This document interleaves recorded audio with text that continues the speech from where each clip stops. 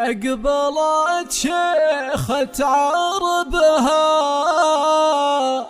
جت فاخر في نسبها أم عماد الله وهبها كل زين وجاذبيه.